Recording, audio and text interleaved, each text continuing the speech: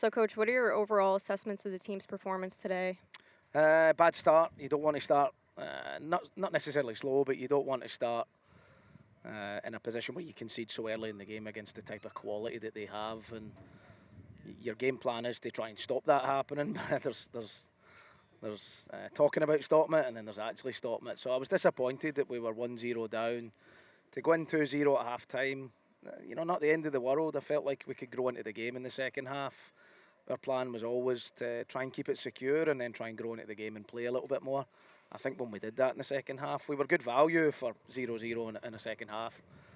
Ultimately then conceded a goal really late, and that's a bit disappointing because it would have been nice to tell the girls, listen, for 45 minutes there, even though it was 2-0, you've played really well and you've had good moments and you've created a couple of chances. You just got to make sure that you're at 0-0 before you start worrying about those things. Yeah, there definitely seemed to be an energy shift coming into the second half. What were some of those adjustments that you made? We moved away from playing direct. We weren't very successful in competing for first and second balls naturally because we're not a really big team. And we brought Elise in to build the game, to be 3v2 in the first line, and they pressed that first pass and we were able to get out every time, and then we were able to get at their centre backs 2 versus 2. So yeah, that was the big change. That gave us a bit of momentum. Now you're bypassing more players and you're not competing for first and second balls. You're now receiving the ball 70 yards up the pitch, and then you can support underneath from there. So that was the big one. And then really simple. Can you just switch the point of attack? Keep the ball. Don't panic. There's going to be moments you feel like you're under real pressure, but take some responsibility, show some courage, get out of pressure and switch it. And if you do, we can catch them based on the system they play. And the girls done well. Still lacked a little bit of quality that was needed to get that goal to be 2-1, and then you have an opportunity to change your shape and maybe chase the game.